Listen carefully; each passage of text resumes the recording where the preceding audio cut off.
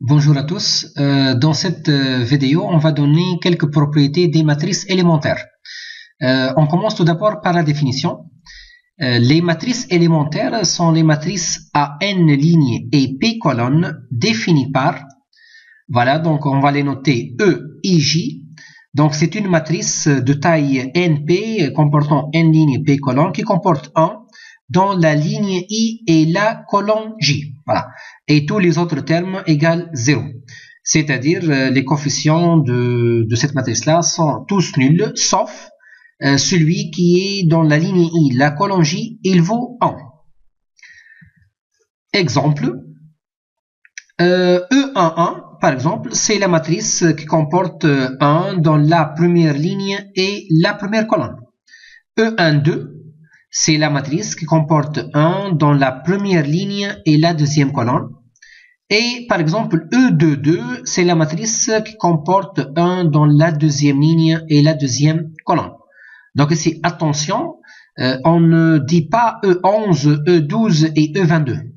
On dit E11, E12 et E22. Voilà. Et dans le cas général, c'est E, I, J. Passons maintenant à voir quelques propriétés des matrices élémentaires. On va commencer par la première propriété.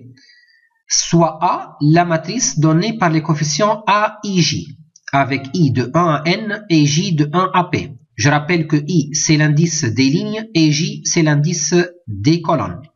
Alors, la matrice A, c'est la somme double en fait de A, I, J, E, I, J, avec I de 1 à N et J de 1 à P. C'est-à-dire toute matrice de taille NP, c'est la somme en fait de ces coefficients fois les matrices élémentaires. Par exemple, A11 fois E11 plus A12 fois E12, ainsi de suite, jusqu'à ANP fois ENP. Et alors, on peut remarquer que la famille E11, E12 jusqu'à EMP, c'est une famille génératrice de MMP de K. Et d'autre part, il est facile de vérifier que cette famille, elle est libre. Déjà, le 1, il change de position à chaque fois. Et donc, ces matrices-là sont clairement libres. Et par suite, c'est une base de MNP de K. Voilà. Et donc, c'est la base canonique, en fait, de MNP de K. Et c'est pourquoi la dimension de MNP de K, c'est le cardinal de cette base. Et vous pouvez remarquer facilement que cette famille, elle comporte n fois p matrices élémentaires.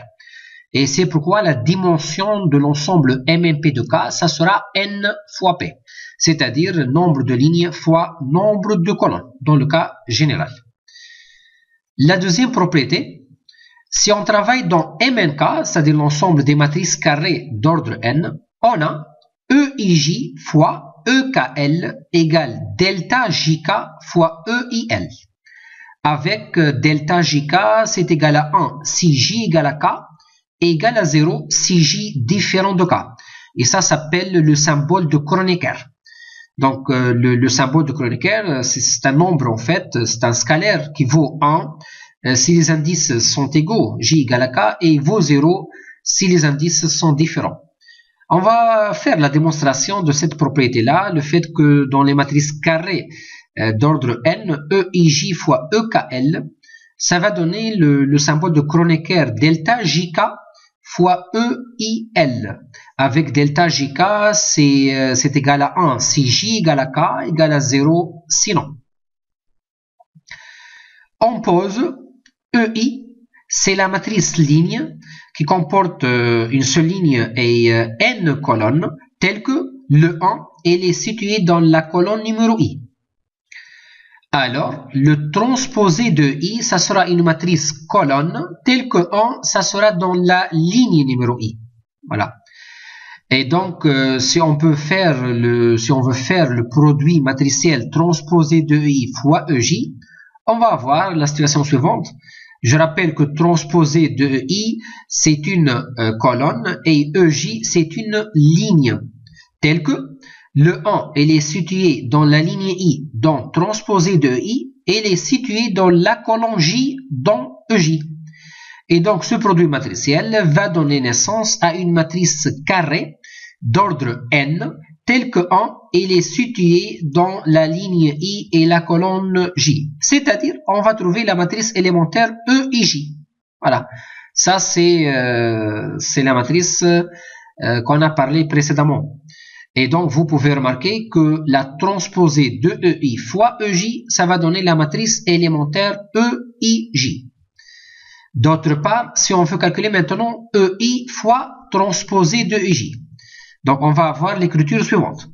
Je rappelle que EI, c'est une matrice ligne et transposée de EJ, c'est une matrice colonne, telle que 1, il est situé dans la colonne I dans EI, et 1, il est situé dans la ligne J dans transposée de EJ.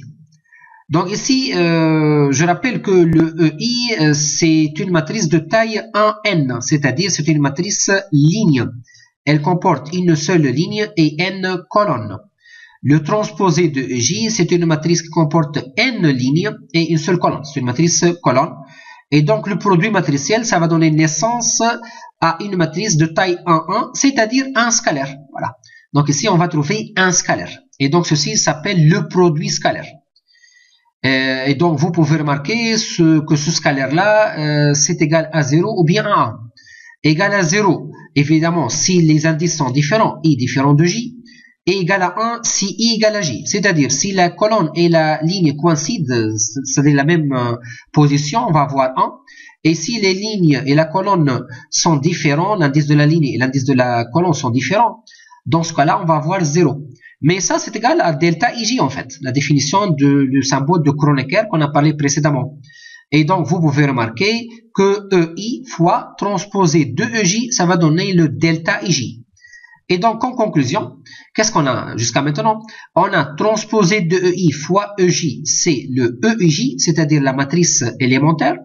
Et EI fois transposé de EJ, ça va donner le delta IJ, c'est-à-dire le symbole de Kronecker. Et donc, si on passe à calculer maintenant notre produit voulu, c'est-à-dire EIJ fois EKL, ceci, ça va donner transposé de EI fois EJ fois transposé de EK fois EL. Et ceci tout simplement en remplaçant EIJ et EKL par le produit transposé de EI fois EJ et transposé de EK fois EL respectivement. Or, EJ fois transposé de EK, d'après la propriété précédente, ça c'est le delta JK. Et transposé de EI fois EL, ça va donner EIL. Et donc, on aura la propriété voulue, c'est-à-dire le produit EIJ fois EKL, ça va donner delta JK fois EIL. Comme exemple, si on veut calculer par exemple E12 fois E21, ceci, ça va donner E11.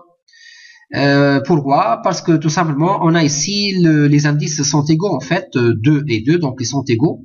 C'est-à-dire ici le delta, on a delta de 2 qui est égal à 1. Et donc le produit, ça va donner E11.